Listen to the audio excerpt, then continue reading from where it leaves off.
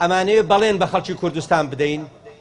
کە ئەو پرینسیپ و پەیامانەی کاک نەوشیروان لە چوارچێوەی بەرنامەی سیاسی بزوتنەوەی گۆڕان دایڕشتووە کە هەمومان بە قەناعەتەوە قبوڵمان کردووە پێمان وابووە کە ئەمە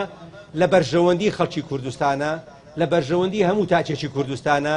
لە بەرژەوەندی نەوەی داهاتووی کوردستانە بۆ سەقامگیریە بۆ ئاشتەوایی کۆمەڵایەتیە بۆ بنیادنانی دەوڵەتێکی دامەزراوەیە